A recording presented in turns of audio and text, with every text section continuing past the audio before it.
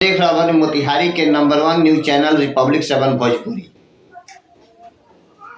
मोतिहारी के प्रेक्षागृह में एक विश्वकर्मा समाज के बैठक भई। विश्वकर्मा समाज के बैठक में विश्वकर्मा समाज के लोग, बहुत सारा लोग शामिल रहत। अब विश्वकर्मा समाज के लेकर के समाज में कैसे उत्थान मिले विश्वकर्मा समाज के, अब विश्वकर्मा समाज कैसे आगे बढ़ी, ये पर चर्चा भई। आई ये पूरी घटना के या पूरे कार्यशाला के हम एक रिपोर्ट के माध्यम से सामने पेश कर देखी और जानी कि कैसे विश्वकर्मा समाज आगे बढ़ी और समाज में कैसे एकर उन्नति या समाज में कैसे एकर प्रतिष्ठा मान बढ़ी। आई हम रिपोर्ट के माध्यम से हम जानने का प्रयास करते हैं। नमस्कार। आज मोतिहारी के राजा बाजार स्थित गांधी ऑडिटोरियम में विश्वकर्मा समाज के एगो भव्य अउरी ऐतिहासिक बैठक के आयोजन कइल गयल। कार्यक्रम में देश के कोना कोना से आयल गणमान्य अतिथियन के मौजूदगी रहेला समाज के एकता, संगठन अउरी अधिकार के सवाल पर गंभीर मंथन भयल। ए बैठक में मुख्य अतिथि के रूप में खगड़िया के लोकप्रिय सांसद राजेश वर्मा मौजूद रहले, जबकि विधान परिषद सदस्य जीवन कुमार सोनी विशेष अतिथि बनके पहुंचले। कार्यक्रम के अध्यक्षता अखिल भारतीय विश्वकर्मा महासभा के राष्ट्रीय अध्यक्ष छेदी लाल शर्मा कैले। पूर्वी चंपारण स्वर्णकार संघ के जिलाध्यक्ष धर्मेंद्र स्वर्णकार के नेतृत्व में सभा के मंच पर एक से बढ़के एक समाज सेवी और पदाधिकारी मौजूद रहले। उद्देश्य है विश्वकर्मा समाज जो अलग अलग जो है रूप में है, सोनार, लोहार, बढ़ई, ठठेरा। उद्देश्य है कि एक प्लेटफार्म पे एक जगह लाने का। तो इसमें जो मोतिहारी स्वर्णकार समाज है उसकी बहुत ही अहम रोल रही है इसमें। आप देखेंगे कि पिछले 2 महीना से हमारे उपाध्यक्ष बगल में दीपक, राजेश जी सचिव, अन्य लोग जो 18 आदमी का जो हम लोग का अपना वर्किंग टीम है, पीछे अर्जुन जी भी बैठे, इनका भी देखें, रंजन जी, इतनी महत्वपूर्ण भूमिका रही। रात दिन एक करके सब लोगों को आज आज देखेंगे पूरे 80% मेरा हॉल जो है पूरा भरा, बड़ी अंदर से खुशी हो रही थी। ये तो पहला आयोजन हो रहा है इस टाइप से, उसके बाद भी इतनी सारी लोगों की उपस्थिति रही। तो एक प्लेटफार्म पे लाने का उद्देश्य यही है कि हमारा समाज को भी अपना जागरूक करने का। हम सभी विश्वकर्मा के वंशज हैं, हमारी कोई राजनीति करने की कोई ऐसी बात नहीं है। हम सभी एक के बाबा विश्वकर्मा के वंशज है। हम लोग एक प्लेटफार्म पे आना चाहते हैं, एक जगह आना चाहते हैं। इसी निमित्त जो है आज सभी लोगों को हम लोगों ने यहाँ एकत्रित किया। आप कह रहे हैं कि राजनीति नहीं करने की मंशा है, लेकिन जितने आपके मुख्य वक्ता थे सब कह रहे थे कि जब हम लोग एक रहेंगे तब भी हम लोग को सत्ता में भागीदारी मिलेगी, हमारे सांसद बनेंगे, विधायक बनेंगे। सही है, हम एक होने की बात कर रहे हैं। आज अगर हम एक नहीं है, इसी कारण से ना कोई दल हम लोग को अपना कोई महत्व नहीं देता है। कोई कहता है कि आप 1% के अंदर में, कोई कहता है कि नहीं आपकी तो कोई संख्या नहीं है। हम लोग देखिएगा ऐसे भी लोग हैं जिनके 0.5% की भी जो है सो उनके परसेंटेज नहीं है, उसके बाद अपनी महत्ता है। तो हम राजनीति की बात नहीं कर रहे, हम तो संगठन को मजबूत करने की बात कर रहे हैं, हम एक होने की बात कर रहे हैं। आप देखेंगे सभी विश्वकर्मा समाज मिला देंगे, हम 9% हो जाएंगे। तो निश्चित रूप से हमारी महत्व बढ़ जाएगी, हमारी भागीदारी बढ़ जाएगी। हम जहाँ भी जाएंगे, वो चाहे जो है सो आप समाज के लिए बात करें या कहीं आप बात करते हैं, तो अगर हम किसी प्रशासनिक अधिकारी के पास जाते हैं तो आज तो सारा का सारा खेल जो है गेम संख्या की है। जिनके पास संख्या उन्हीं को लगता है कि सब चीज़ें, तो हम उनकी बात कर रहे हैं। आगामी विधानसभा चुनाव में विश्वकर्मा समाज को किस पार्टी से सबसे ज़्यादा उम्मीद है? देखिए, पार्टी तो खैर तो अपने हमारा समाज है और वो निर्धारित करेगी, वो तय करेगी। हमारी अपनी यहाँ पूरा टीम है, स्वर्णकार समाज के अपने अध्यक्ष भी हैं, उपाध्यक्ष भी हैं, सचिव भी हैं, जो हमारे समाज के लिए जो है कार्य करने के लिए जो रहेंगे। हम लोग अपना एक बैठ करके उसके लिए एक जो है अपना तैयार करेंगे, उसके बाद हम लोग अपना जो है डिस्कस करेंगे। उसके लिए ऐसे बोलना थोड़ी सी जल्दीबाजी हो जाएगी। बहुत बहुत धन्यवाद।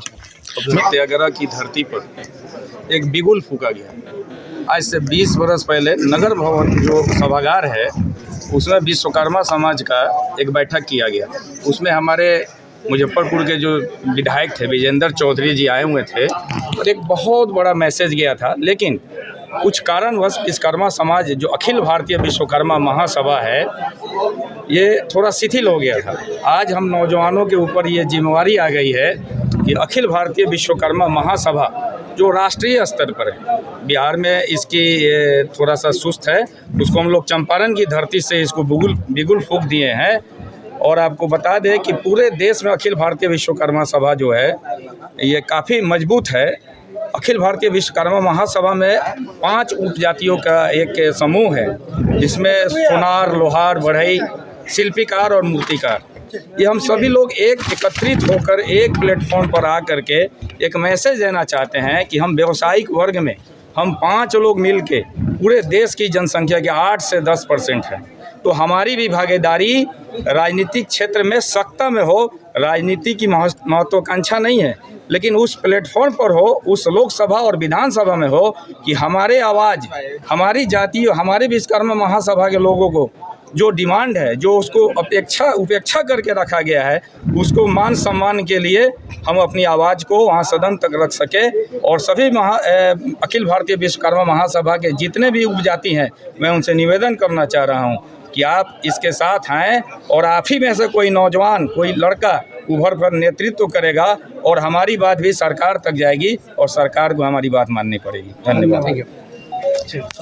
विपक्ष ने बहुत शोर हंगामा किया था और जब लगातार सरकार की तरफ से कोई भी निर्णय लिया जाता है तो इसी तरीके से विपक्ष अपनी बातों को रखने का काम करते हैं, जबकि वक्फ बोर्ड से संशोधन बिल से सबसे ज़्यादा फायदा यदि किसी को होने वाला है तो अल्पसंख्यक समाज को होने वाला है। ये बात को समझने की ज़रूरत है कि इस देश में जितनी ज़मीन रेलवे की या डिफेंस की है, उतनी या उससे ज़्यादा ज़मीन आज के दिन में वक्फ बोर्ड की, बावजूद उसके जितना रेवेन्यू जनरेशन होना चाहिए उसका 10% भी रेवेन्यू जनरेशन अकाउंट्स के माध्यम से नहीं होता। तो कहीं ना कहीं पारदर्शिता का अभाव था और वक्फ बोर्ड की ज़मीन से जो आने वाला पैसा है, उस पैसे का सदुपयोग जो कमज़ोर वर्ग के अल्पसंख्यक समाज के लोग हैं उनके उत्थान के लिए होना, और अकाउंटेबिलिटी नहीं होने के कारण चंद लोग ही सिर्फ उससे मजबूत हो रहे थे।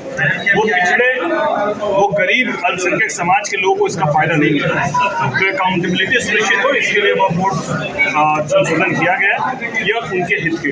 विधानसभा चुनाव काफी बवाल तो मचाने का विपक्ष का काम है। वो 3 तलाक के वक्त भी बवाल मचाए और उस वक्त भी अल्पसंख्यक समाज के बीच में कहीं ना कहीं भ्रम पैदा करने का प्रयास कर गया।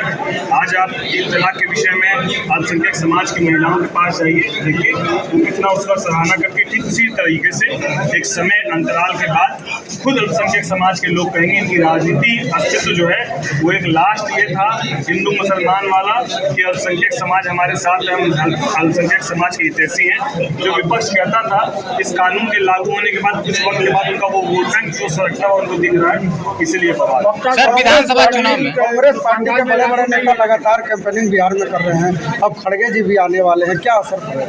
देखिए, हमारा एनडीए पूरी तरीके से इंटैक्ट है। हमारे सभी जिला अध्यक्ष और प्रदेश के अध्यक्ष जिलावार पूरे प्रदेश में जाकर बैठक कर रहे हैं और यह स्पष्ट मैसेज है कि एनडीए पूरी तरीके से इंटैक्ट होकर चुनाव लड़ने वाला है। वहीं विपक्ष में यदि आप देखिएगा तो अभी से लड़ाई शुरू हो गई है। जैसे प्रधानमंत्री बनने के लिए होड़ था कि सब प्रधानमंत्री को उम्मीदवार हैं, उसी तरीके से जितना भी घटक दल है विपक्ष का, महागठबंधन का, सबसे कोई ना कोई मुख्यमंत्री बनने की होड़ में। तो अभी पहले वो लोग ये तय कर ले कि मुख्यमंत्री कौन होगा, ये तय कर ले कि कौन कितनी सीटों पर लड़ेगा। आने वाले समय में ये महागठबंधन जो भी इंटैक्ट दिख रहा है वो कहीं इंटैक्ट नहीं रहेगा, सब अपनी अपनी यात्रा में निकलेगा। विधानसभा चुनाव को लेकर एनडीए में सीटों के बंटवारा का बंटवारा हो चुका है या अभी नहीं? अभी ये बहुत जल्दबाजी होगी। अभी सभी नेता जो है एनडीए घटक दल की, उनकी बैठक हो चुकी है, बैठकों का दौर चल रहा है। यहाँ पर कोई भी तरीके का यहाँ चुनाव कोई पार्टी नहीं लड़ेगी, बल्कि एनडीए लड़ेगा और एनडीए में लोजपा कितनी सीटों की डिमांड? दावेदारी कितनी रहेगी लोजपा की? हम लोग 243 सीटों पर हमारे नेता ने संगठन को पार्टी को टूटने के बाद खड़ा किया और पार्टी पूरे सभी 243 सीटों पर मजबूती से है। एनडीए में जो सीटें हमारी पार्टी को जाएगी, हमारी पार्टी उसमें 100% का रिकॉर्ड कायम करते हुए जीतने का काम करेगी। संख्या अभी कुछ भी नहीं पता, ये एनडीए घटक दल के जो वरिष्ठ नेता हैं